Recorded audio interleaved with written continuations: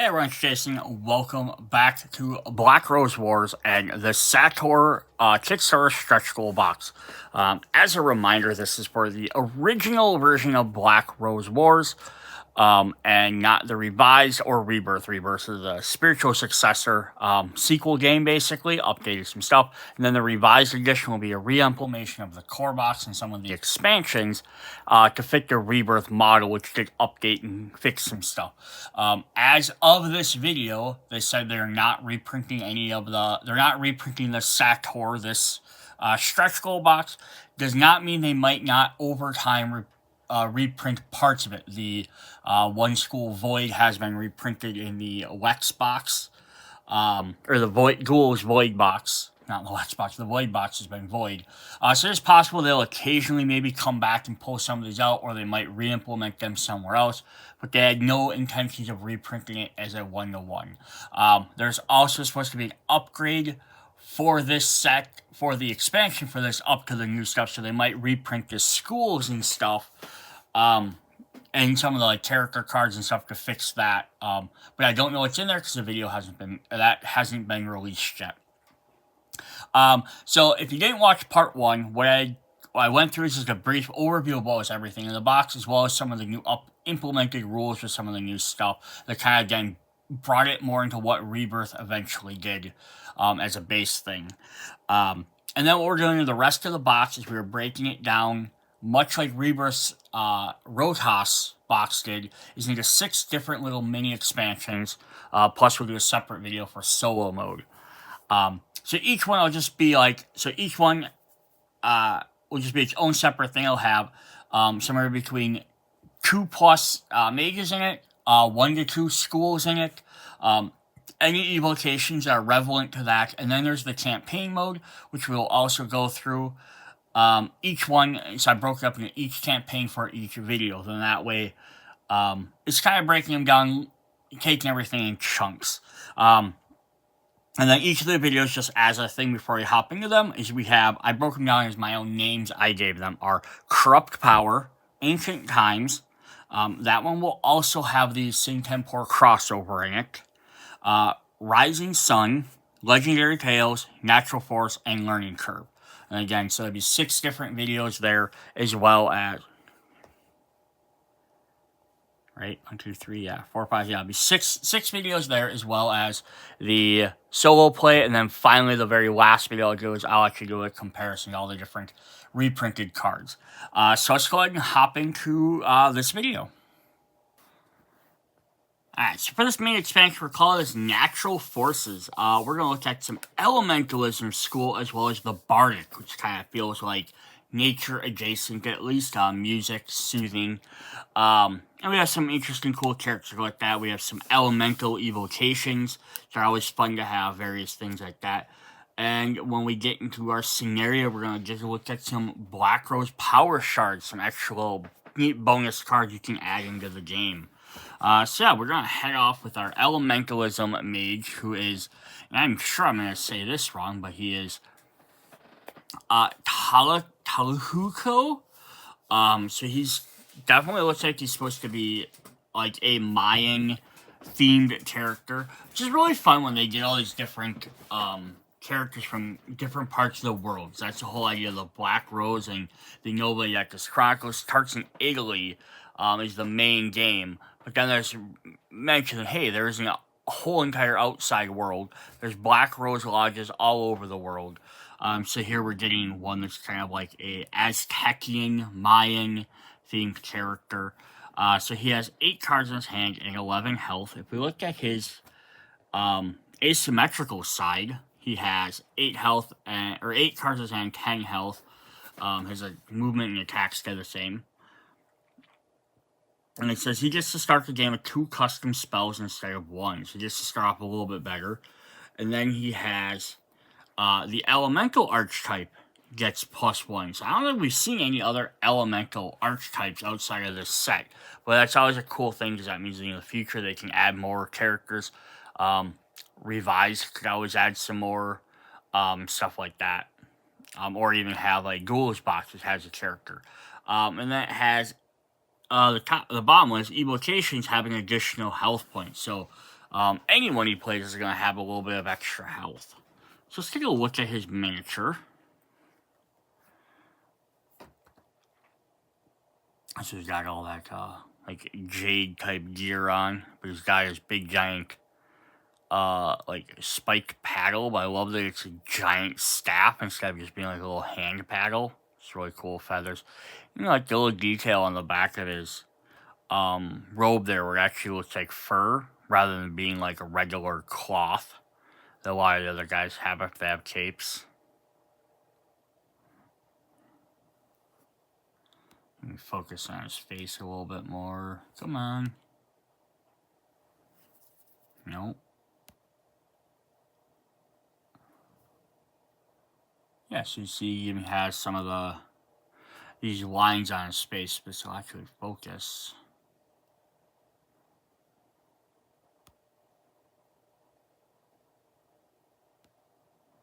Let's zoom in then. But yeah, he has some of the lines on his face where it's like a little thing connecting. So that'd be definitely hard to paint that little extra line.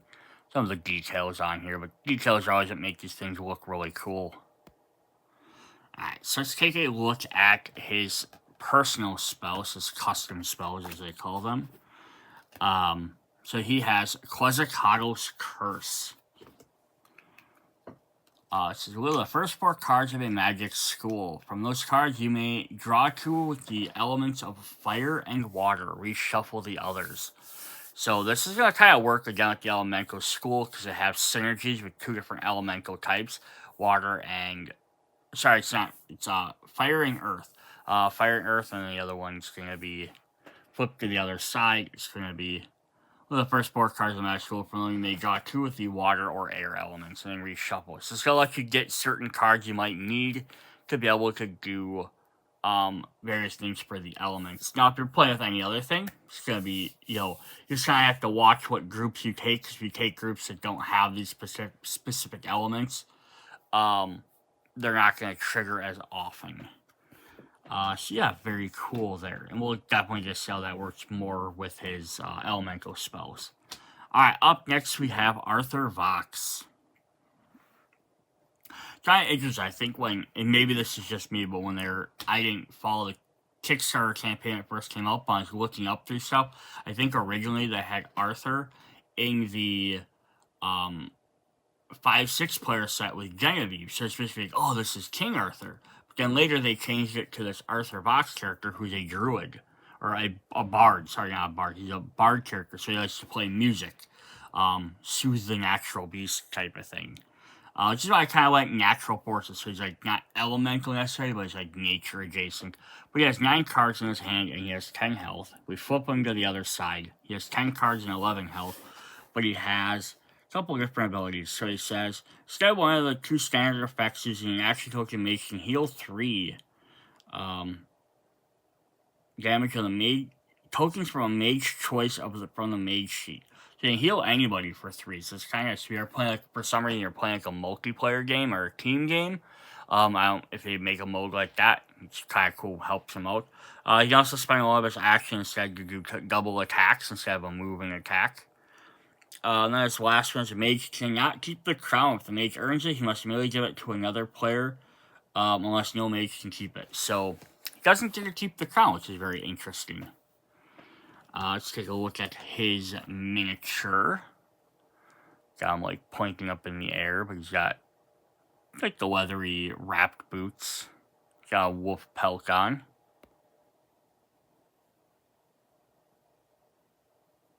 Wrapped around his shoulders.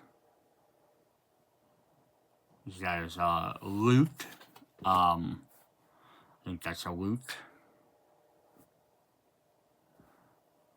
Because he wants to play some music. He's got like the half-shaved head, which is a really cool design. I mean, not generally a look I personally like, but it is neat just for the idea of like, hey, making these characters all different from each other. So very cool. Alright, so he has a Viking threat. So he's a Viking type character, which is really cool. Nordic. If the target is defeated within the end of this turn, you gain 2 points. Nice. So if someone defeats him, gain some extra power points. On the other side, if a card is defeated by the end of this turn, you gain one of their trophies. So this would be a way for him to kind of like pick up on other people maybe doing the legwork for him. I mean, he could obviously do it too, but be kind of nice. So he's going to tie into the Bardic School. Then we have our third character who doesn't tie directly into either of these two schools, but he'll tie into some other ones, who is Corix. And why did I pick him for this? Just I think because he has feathers and he has a bird. So I kind of felt that one with nature, but he might not directly relate. But he has 9 cards in his hand, 10 health. On the flip side, 8 cards in his hand, 9 health, but he has a +1. He gets +1 for each trophy he takes. He gets +1 for each activation in his possession, so each time he defeats a room. And then he has the crown, so if he has a crown at the end of the game, he gets 3 PP instead of 1. So basically, he's going to gain more points by acquiring stuff. And if we look at his miniature, we'll kind of see what he's talking about with his look. So he's definitely a big old mage character. Big flowing cloak, but you can see he has a bird on his staff, like a crow. Might not even be a crow, might be something bigger, but he has like feathers adorned underneath his armor plate there, plus like a bird head on his armor, on his metal-like armor plate. Feathers coming out the backside.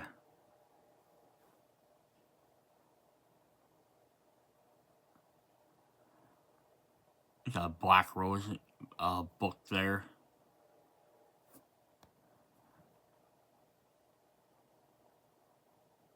I wish I had like little stories for every one of these characters. I would buy like a little book.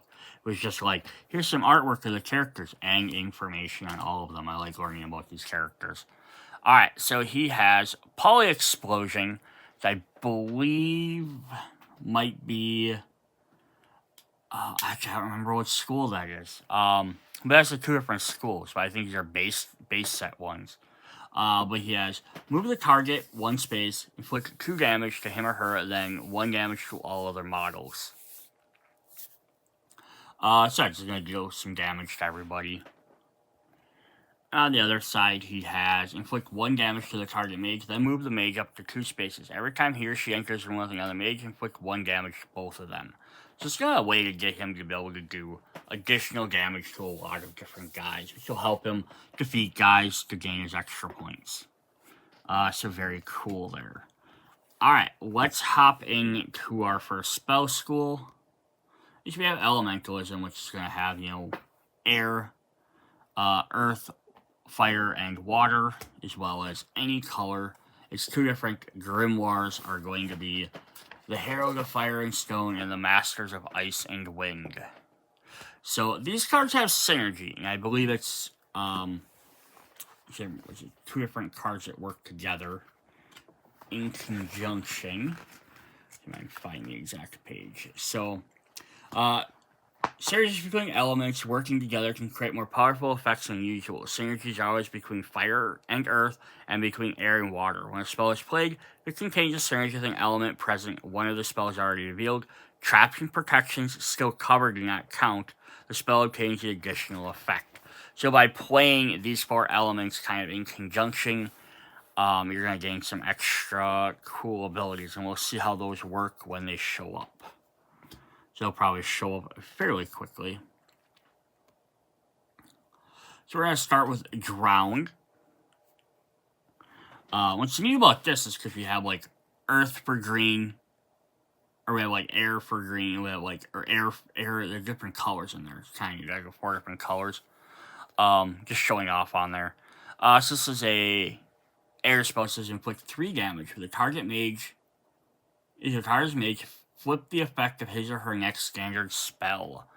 Oh, that could throw off everything they're trying to do. And this one says, inflict 2 damage. For each other water spell activated, you may draw 1 more card, or do 1 more damage.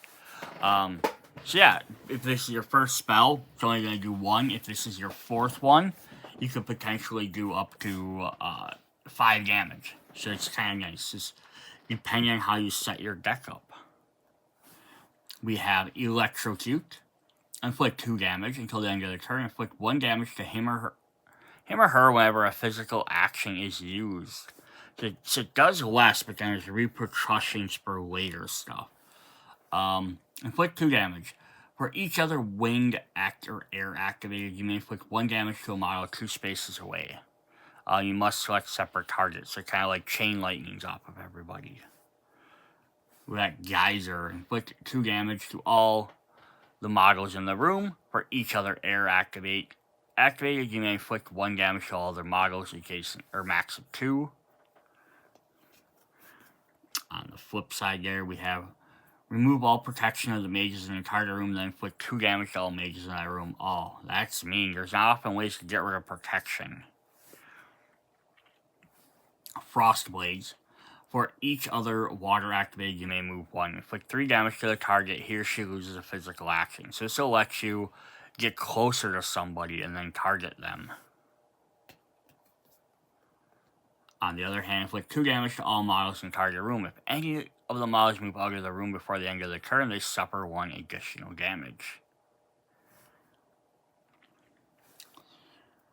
Glacial Exterminator. Summon Akira. So we're going to just see some of our summons now. Alright, and this one says, remove 1 evocation. One of your evocations can act immediately. So to kind of get this, so it's, yeah, you gotta sacrifice 1 synergy to help the other one. Alright, so we're going to look at our first summon here. Is we have Atula, which is the water or ice construct. I love that he's a giant ice golem. I'm going to take a look at his... So he's a bigger guy. But yeah, I like it. Instead of being like a typical like water being, like where he's just like flowing water, he's a giant like frozen ice golem. He's got all this stuff sticking out. There's like some chains, some swords, like big giant sword up there. He's got some skulls and there's skeletons in there. Different size arms and hands and stuff, like chains. Yeah, it's all over. It's just really neat design to do for a character. And I like comparing him to like a regular sized guy. He's about as tall as a regular person, so he's not like super big, he's just thick. Alright, and then what stats does he have? So it says Construct.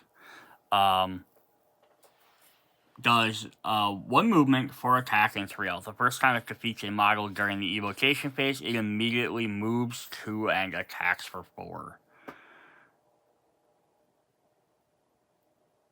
So now here's the only thing though. These guys don't technically have the elemental archetype on them for the one mage's alternate side is asymmetrical side. I think they were supposed to, but they're listed as constructs, which is nice because there's a lot of constructs in the game. So they probably could have just changed that to construct instead of elemental, or they should have updated just to have both. But they didn't for whatever reason. It's alright. We have Ball Lightning. It says target one of your evocations. It suffers 2 damage and then gains +1 movement and +1 attack till the end of the turn. It can act immediately. So you're kind of like shocking them, but it's giving them extra motivation. Remove one evocation, summon Ihakatal, and it can act immediately.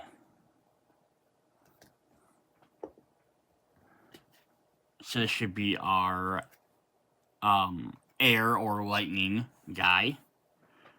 So there is Ihakatal's picture. So yeah, like glowing purple lightning, but it's in the form of a like Aztecian or Mayan warrior.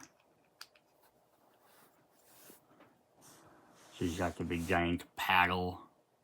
He's also got like a grim skeleton-y type face. But I do like the idea of them being like electric elemental colors. Now we do have 2 of each of these guys. So I didn't state that. Of each different elemental type. I mean, almost interesting to like maybe even paint these like different colors. Like this is a purple one. And then if you had like another one, you could paint them like a blue lightning, and the same thing like the water guy. Paint them like different shades of like ice or water. It'd be kind of cool. So alright, what does he do for us? Has 3 movement, 3 attack, and 3 health. So just fairly standard stuff, but he gets around the board. Alright, then we're going to start getting into the other half of the deck, which are the earth and fire stuff. So we have Lava Storm. Put 3 damage to all models in the target room. If you have played at least 2 earth cards, inflict 1 more damage and place 1 instability.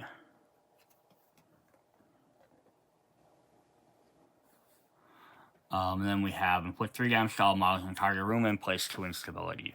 So the other ones were giving you a bunch of damage and kind of like chaining this stuff. These ones are like gonna let's like place some instability. Be very helpful. So you have Earthquake. Place 2 instability in the target room. Move all models in the target room into an adjacent room. Place 2 more if you have activated 2 other melting spells or earth spells. Or inflict 3 damage to all models in the target room. Send any mage back to his or her own cell. Nice. Pyroclastic Cloud. Convert 2 instability in target room, then place 1 instability. Put 1 damage for each your instability to all models in that room. So yeah, the more you can place, or the more you have in there, so you have potentially up to 3 in there. You can go up to 3 damage to them.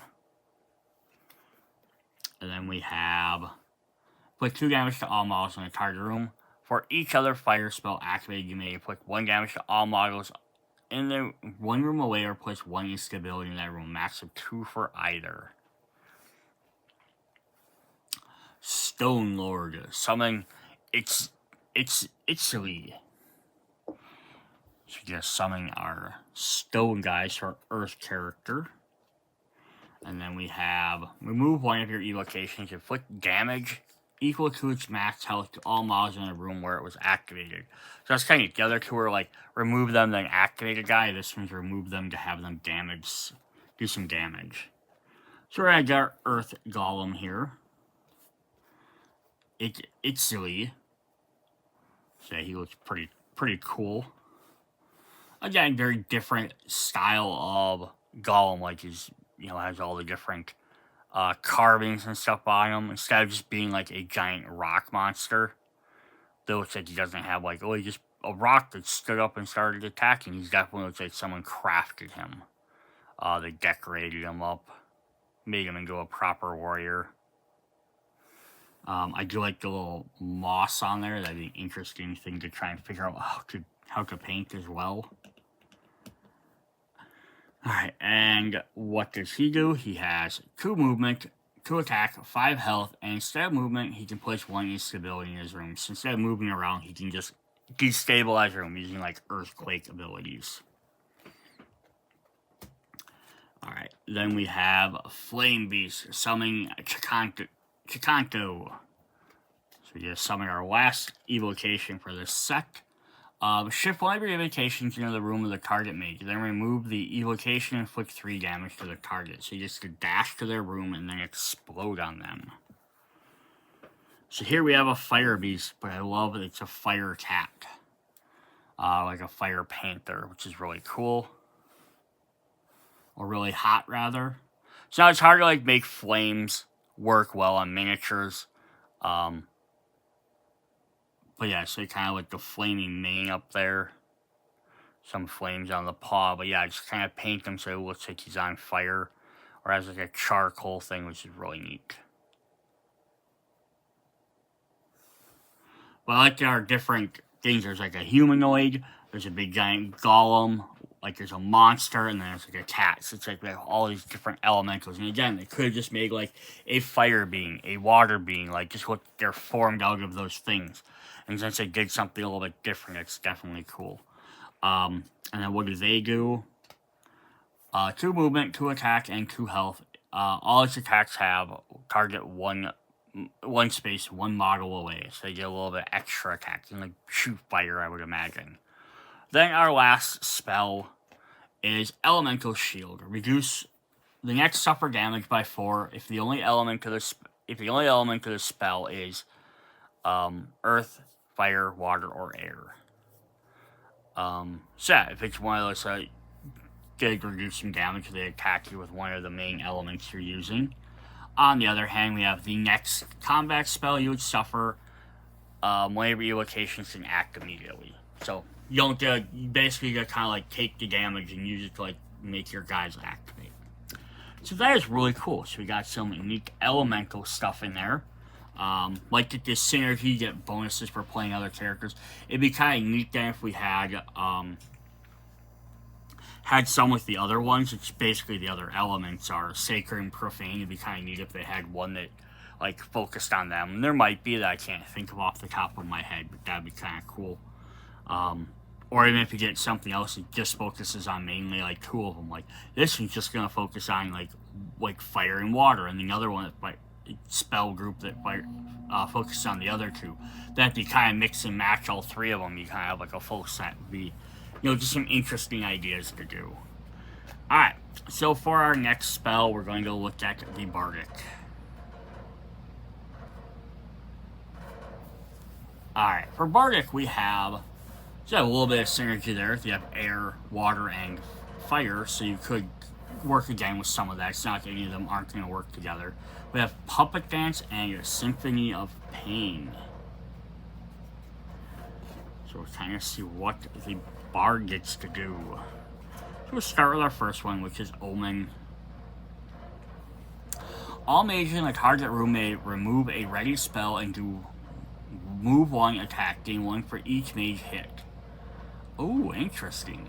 So kind of like, hey, we think something's going to happen in this room, so you have an option to attack first. And on the other side, inflict 2 damage to the target mage, only if he or she cannot be defeated. Till the end of the turn, this mage cannot suffer an additional damage from any source. So, again, kind of like, I think like Owen being like, oh, that guy's already got hurt, we'll ignore them, and we'll attack somebody else, right? Kind of feeling bad, so you're not ganging up on someone. It's kind of neat. Fire Starter. All mages in a target room, including yourself, heal 2 damage, you gain 1 point. And on the flip side, the next damage you suffer is reduced by 2. Heal 2 on your attacker, gain 1 point for each damage of your color healed on the attacker. So this is kind of interesting because you are helping the other players out. And this could be interesting character like adding for like boss fights. So like most of the avatars, if you're playing Rebirth or Revised Edition, will have avatars that just act as another player, but you're not necessarily just against them. They're just an extra additional mage you're fighting that's AI controlled.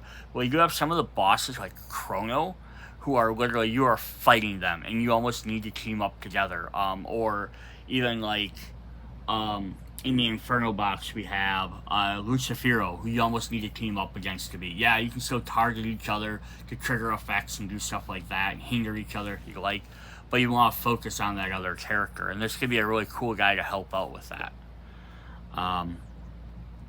Right here, right now, all mages in the target room and adjacent rooms are immediately shifted to the Black Rose room. Heal 2 damage from them, you gain 1 point.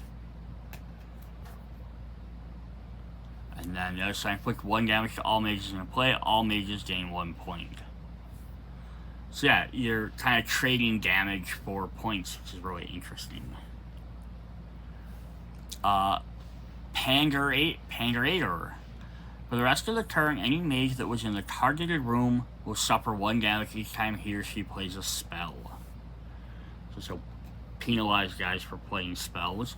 And then upon taking any damage, inflict the same amount of damage to any model in play except your attacker. Oh, that's kind of neat. So yeah, that'd be neat with a team up. Like, right, hey, you attack me, but now, so you get the effects of the attack, but now it's going to trigger it and send it to somebody else. Enjoy the silence. When a mage plays a combat spell, cancel the spell and return it to their hand. You gain a point. That doesn't mean to target you. Or the other side is target evocation immediately acts under your control. If the attack is the owner of the mage must discard 2 cards from their hand. Banana Brain. All mages in target room can discard 1 to gain 1 point. If you gain 1 point for each mage that discarded a card is rated to a max of 3. And on the other side, all mages in target room choose to discard 1 or suffer 3. So yes, not all of them are super helpful to your opponents. The Riddle. All mages in target room cast 1 spell of your choice except a quick play in the order of play, then gain 1 point. Ooh, that could cause some ruckus, because they might have been like, I need to be here to cast this instead. Now they have to cast it somewhere else. Look at target mage's unresolved standard spells. Other than the quick spell, you may swap one of those cards with one from your hand. Oh, that's definitely interesting. So you can steal somebody else's class's spell. I always wonder stuff like that if you're allowed to take their signature spells or not. Porcelain. All the mages in the target room must choose. Lose a physical action or steal 1 point from them. I like making people force their own. They have to make their own choices. When a mage completes a physical action, he or she cannot take any additional actions until they suffer 1 damage or until all their mages have completed their spells or actions. Interesting. So they kind of have to not do anything for a while. Slam. With 3 damage to all models in the target room. Any mages must now cast their next spell. These are really going to disrupt the game by making you have to play spells out of order. With 4 damage to the target, he or she must play a spell from their hand if possible. Fade to black. When a mage is defeated, you and that mage can draw 1 card from your grimoires. You gain 1 point. And choose one. Summon a Langa Snitched or summon up to 2 in any room and it can act under your control in any... Or up to 2 in any room can act immediately under your control. So you can kind of take control of some of the undead. That's interesting as well. Especially specifically an undead character, not like a beast. Going backwards, choose one of the most completed first moon quests of target mage. You and the mage gain points as if you completed it again. And going backwards, if you choose one of your completed first moons, gain the points as completed it again and then discard it. So if you do it your own, you have to discard it, so you might lose the points at the end of the game. But if you choose someone else, they gain points too. And then last we have Galvanize. After a mage inflicts damage, increase his or her damage by 1 and then convert to on that target mage. Okay, increase their damage by 1, so they get to do an extra damage. But you get to convert 2 damage on that mage. Interesting. Again, it doesn't have to necessarily target you. And the target mage moves and attacks under your control, or he or she inflicts an additional damage. So very interesting, very manipulating around the board. You can do stuff where you can force people to play spells or act under their control, kind of take them over. Sort of like we get the mindset, but this is a little bit less moving them around the board and just manipulating them. You're actually literally forcing them to cast spells. They're still getting to do what they need to do, just it might not be when they want to do it. Plus the whole thing with healing and gaining points will help you gain edge on getting the power points quicker. And it might be worth it, right? They're early on, like they just got resurrected and they took like 1 damage. Yeah, heal them quick. It's not going to hurt them. Or you can use it to make like bargains, right? Be like, hey, if I heal you, like you promise not to attack me this next turn, right? And they might be like, oh, well, I was thinking about it, but I could really use the health to stay alive because if I get KO'd, then I can't hit with my spell anyhow, because now I get sunk to my cell. I have to discard a spell to get out, so I might lose my spell, and then I'm farther away from my target. So, yeah, that could be very interesting as, like, a, playing around that way, too. Very cool. Alright, then we have a Forgotten spell. So, kind of like the nature, we have the Force of Gaia. One of your evocations gains +1 movement and +6 damage, and can act immediately. It will die at the end of this action. Place 2 instability in the room where it dies. Wow, but yeah, 6 could take out a lot of guys. On the other side, since one of your evocation gains +5 life to its max life, as long as this evocation is live, you ignore the effects of opponents' combat spells. So they can only physically attack it, or potentially hit it with a trap or maybe a reverse protection spell, or a contingency spell that might do something to it. But that's pretty nuts. That keeps them alive a long time. That's neat. A forgotten spell that literally just boosts up evocations. So that, I think, is really fun as well. Alright, so then the last thing we're going to go over in this video is our scenario.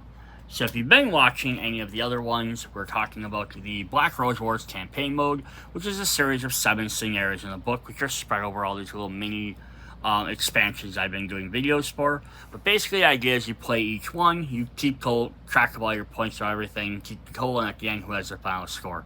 But every single one can be played completely separately of itself, so that's why we're doing them in separate videos. For today's, we have Plymouth, England, the Shattered Rose. So this is going to add Black Rose power cards. Has some rooms, the Clinging Swamp and the Cursed Temple, which will get added in. So the setup rules are pretty simple. Basically the same as setup for normal. Swap the Garden Room with the Clinging Swamp and swap the Crypt for the Cursed Temple. And this is the first player ranked in the last game. If you're playing just this one standoff, just pick however you want. You need to use the Void, Demonology, and Mind schools.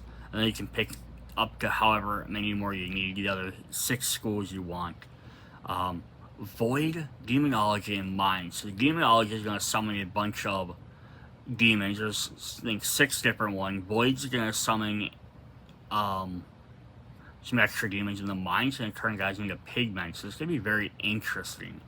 Draft the Black Rose power cards. Each player draws 2 power cards from their deck and chooses one and passes the other to the player on his left. Before starting the game, each player must reveal a power card. The second power card will be revealed once you reach the second moon. Special rules. Black Rose power cards. Each player can use a revealed power card in their possession, and the following rules showing on the second moon, each player reveals their second power card. Honorable mention, 1 BP, Master Rose. End of the game, your mage is in the Black Rose room. So there's our setup. It's fairly standard. A little bit different, but not too different. And how do Black Shard power cards work? Give unique skills to the mage. Skills can take effect whenever indicated on a specific power card. For example, the Apocalypse causes 1 instability to be placed each time a spell is played. There's no way to remove or lose powers. The other game conditions are unchanged. So what this does is it just gives everyone an extra special ability. So I said I kind of wish that's how the asymmetrical mages were. I did have them like a little bit more, changing up their movement and their attacks and their health and questing and stuff like that. And things like that are kind of cool. Maybe giving them extra little abilities, but I like the idea of it just being like they have more specific abilities to what their character was trying to do versus being the generalized one. Because the generalized one usually kind of makes me think like, well, this guy does this, then they're gonna... I did it in both ways, because it's generalized and you can mix them and match them with every school, but if you have a more specific, then they're always gonna want to use that same school over and over. But this is a cool way to like go about that, giving everyone just extra little additional powers. So here we have Justice. So when you are defeated, inflict 4 damage to the other mages, or the other mage or mages who have contributed the most. So it's like a one-time effect. So once you get hit, defeated, you're going to do some extra damage. Pestilence, instead of activating a room, you may play 2 instability in the room where you're at. Wrath, every time you move and attack, you get +1 move or attack. So I think when these activate, though, they activate for, I'm guessing, just the turn. And then it's done at the end of the turn. So, like, you get to choose one to show them off. Despair, at the start of the cleanup phase, you can lose 1 point to cast one spell from your hand, 2 to cast a forgotten spell from your hand. Death. Each time a mage is defeated, add 1 of your damage tokens to the total damage of the mages. When you have activated, you may also heal 2 to you or 1 of your evocations. So I actually think that's wrong. I think they always stay activated. So if you have this first one, So as long as you have this at the beginning of the game, every time you're defeated, you're going to do that effect. And the same thing like this is, instead of activating, you may always do that. So it's going to give you these extra little bonus abilities. But other than none of them are tied directly like any spell schools. When you activate a room, you also heal 2 to you or one of your evocations. For Virtue, we have when the second and third moon are reached, draw 1 forgotten spell. Apocalypse, each time you cast a spell, place 1 instability in the room where you are. Holiness, once per turn, in any phase, summon a Langersnix, it acts immediately. The Heart, you can use your physical actions to double attack, double move, or move attack, or draw 1 point. Mind, during the study phase, draw 2 cards, an additional spell from your library. Instead of 2 spells, you can keep 3. Vengeance, each time a mage inflicts damage to you or inflicts 1 damage to him. And then the last one is Omnipresence. Once per turn during the action phase, activate a room of your choice in any distance or shift to that room. So these are really cool. Just little asymmetrical abilities. They have them set up for that mode, but you could add them into any other scenario, mix stuff together, create some crazy things. I know that I also just want to mention on Board Game Geek for the original Black Rose room, not the revised or Rebirth again, somebody actually created a bunch more of these. Now, they didn't have the actual physical cards. They just came up with card abilities. You could add in, but I want to say they said they came up with their gaming group came up with like 30 more of them. So maybe at some point what I'll try and do is make a video where I try and find some more of that when I do some print and play stuff, is try and come up with those and put them on cards and stuff so we can see what those are. Just adding some additional extra abilities would be kind of neat. And again, you can even make some that are more specific to spell schools, or we have like the one that summons the Langersnix, which I'm always messing up that name. But you could have some that summon other things as well. Just to make things a little bit more interesting by being able to summon various different creatures or summons that you might not normally have access to. So that's pretty cool. Alright, then we have our 2 brand new rooms. Let's take a look at those. So we're going to zoom back out. We have the Clinging Swamp. Oh, nice little swamp there, lily pads of everything, very nature. And then there it dries up. So this one has place 1 instability in this room and 1 instability in a room at range 1. So, yeah, usually the grass stuff like the place instability. Nature is disrupting the lodge because why is there a garden in the middle of the building? And then the other ones for places are grave, or our crypt, is we have the Cursed Temple. So we have some angel statues there, because that maybe like a pool of blood in the middle of the floor. Yeah, it's definitely looks like it's spilling out everywhere. Everything's broken. So this is gonna let us summon 2, lose 1 power point and take 1 damage from the Black Rose room. Then summon 2 Langersnix in a room within a range of 1. So this lets you summon multiple. I think the original one which lets you summon 1 guy. This will let you summon 2, but at the cost of a point of damage as well as a power point. But it'll let you get 2 guys out, which is kind of neat.